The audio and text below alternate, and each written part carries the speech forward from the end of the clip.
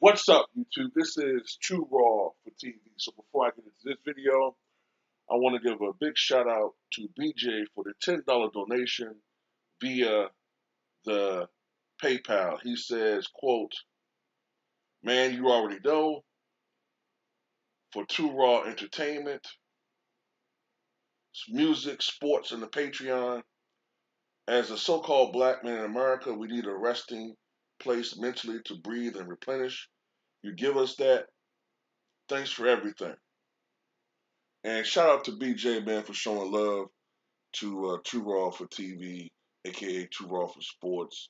And I really do appreciate the love that you guys have shown me when it comes to donations or when it comes to just what I'm saying, your comments, your input.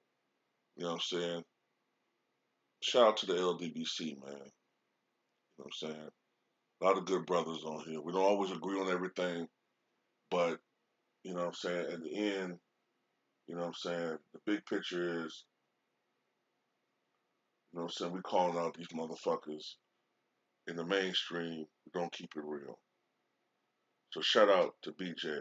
And also, please subscribe to Who Did It This Time. All right? Please subscribe to the brother Who Did It This Time. His channel name is Who Did It Space This Time. Real good channel, thought-provoking videos, sports, and social commentary. So check him out. All right. I don't like doing videos like this, man, but this has to be said, man. This has to be said for people who aren't Laker fans, man. Laker fans aren't going to like this video, but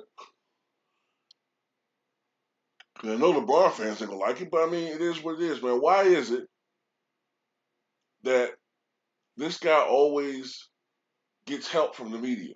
The media is the cavalry. And it's becoming old. It's becoming tiresome. Now, I understand that Lakers Nation expects more from their teams. I understand that. I get it.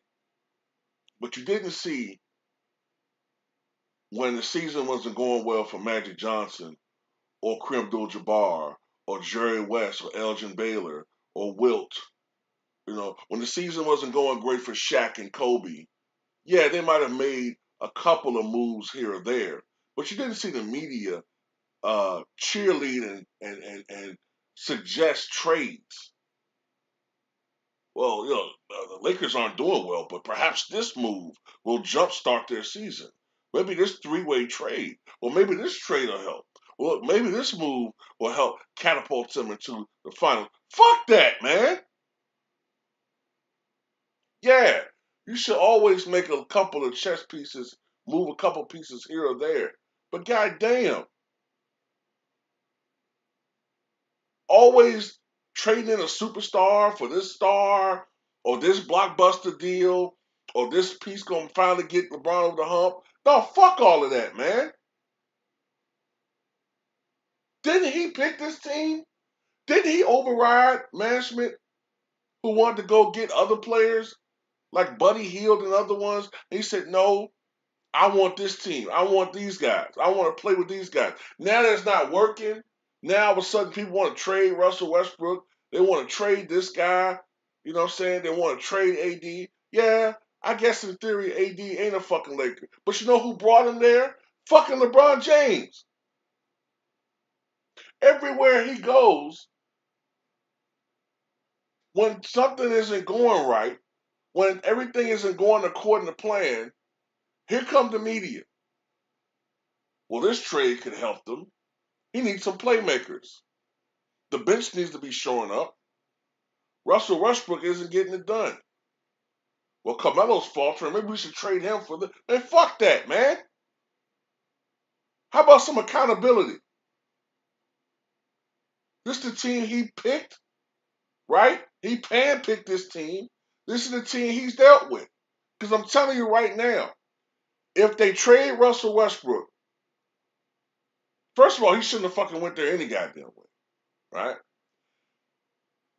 If they trade Russell Westbrook, who has been pretty much the lightning rod for everything that's been going wrong in LA, if they trade Russell Westbrook for someone else, I don't want to hear nothing else about what's going on with LA if the shit don't work. Because you can't blame him no fucking more if he's gone. It's funny, it's always a situation where he gets all of the fucking praise and none of the criticism, even though he's supposed to be the goddamn leader of this team. It's always worked out like that. When something's going wrong, blame Chris Bosh. When something's going wrong, blame Damon Jones. When something's going wrong, blame Dwayne Wade's knees faltering. When something's going wrong, blame Kevin Love. When something's going wrong, blame Kyrie Irving for being a distraction. When something's going wrong, blame AD for being soft. When something's going wrong, blame Carmelo for not making shots. When something's going wrong, blame Russell Westbrook.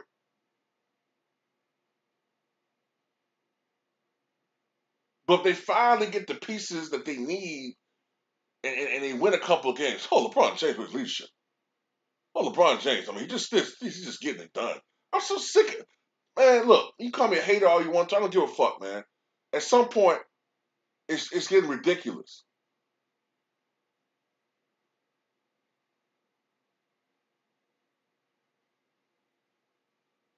Now this other shit outside of basketball, I'm not even talking about that dumb shit.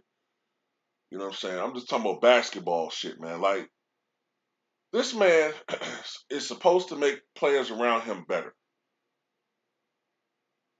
I remember when he got traded to the Lakers, I had a conversation with someone I know. They said, man, I mean, just LeBron being on the team is going to give them 50 wins. Just him being on the team is going to give them 50 wins. I mean, really, all they are a move or two away from a title. Like, okay, okay. They fucking totally revamped the team. Traded away everybody to get another superstar to win a championship. So what do afterwards? They get greedy. They try to be the Golden State Warriors and get all these players. They trade away all of their interior, they trade away all of their interior depth and length to try to compete with the Warriors for scoring. And it backfired, right? It backfired. Now, he traded with all these players that he had before for these old-ass geezers, okay? And it hasn't been working. Now he's going to get another bailout. Keep in mind that since July 2010, right? Since July of 2010, there have been over 70 players traded on teams that LeBron James has been a member of. He's the one constant, and it's been a constant reshuffling of the deck everywhere else. But he's supposed to make everybody around him better. Now, he's an all-time great, but fuck this, man. Fuck this. This shit where he keeps getting all these remakes and all these redos. Ah, man. It's not even a modern day thing because nobody else gets to have this luxury. Nobody else gets to have this luxury where if things don't go according to script, well, we're going to force a great team there. We're going to do everything possible to make sure there's a great team around LeBron James. And then you wonder why people say, wait a minute. If you're going through this much trouble to put a great team around LeBron James,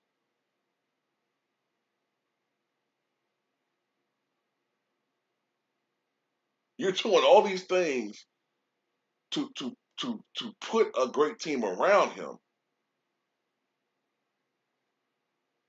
How can we say he's the greatest when he can't seem to do it naturally? Like I said before, he's supposed to make players around him better. He's supposed to be a leader. I can't see Russell Westbrook doing the things he's doing if he played with a Kobe Bryant or a Michael Jordan or a Magic or a Bird. He wouldn't be this player. He wouldn't be this fucking player. Nate Archibald was a score first point guard when he played with the Kansas City Omaha Kings. When he went to Boston, he transitioned into being a pass first point guard because that's what was expected of him when he went to Boston. Nobody's actually gotten his fucking face and told him, fuck what you're doing. It ain't gonna fucking fly here. You got all these scared ass fucking, fucking fake ass internet tough dudes like fucking Kevin Durant who can tell fucking Michael Rappaport he gonna punch him in the face and fight him and all this shit. But your own teammate right there, you scared of getting in his face? You scared of getting in his face and tell him the same shit? But you can tell a 5'8" white boy that you can whoop his ass? Come on, man. You got Russell Westbrook bullying these motherfuckers. But they supposed to be these great leaders. They supposed to tell me Kevin Durant and LeBron James, these all-time great fucking players. But they got to keep stacking the deck. People got to hope that Kyrie Irving come back to save them. But Kevin Durant is top 10? And he got James Harden, who ain't 38 now. He's 31. Man, get the fuck out of here, man. And yeah, you know what? Players got a right. It is true. I see this sometimes. People say this. Yeah, these players have a right to go wherever they want to go. That's absolutely true. These players have a right to go wherever they want to go because it's the freedom of free agency. But you know something else too? Technically, I hate to go to politics with this. Technically, motherfuckers like Jason Whitlock and Larry Elder and Candace Owens and all those motherfuckers who we can't stand, technically they got a right to say what the fuck they want to say too. They got a right to say whatever they want to say, no matter how we don't like it. But we still say something about it, don't we? So yeah, they got a right to go where they want to go, but we can still say it's a weak ass move that Kevin Durant did. We can still say LeBron James loves to stack the deck, and now KD does. So I mean, that's how I feel about it, man. You know, I don't really give a shit who don't agree with me on this shit, man. This shit is ridiculous, man.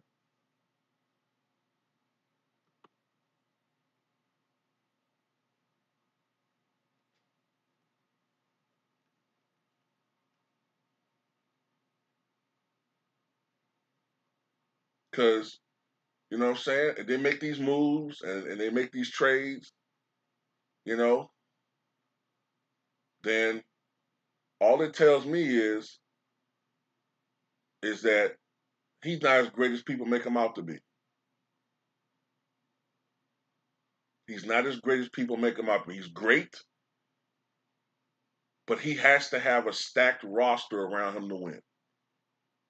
He can't do what even Dwight Howard did.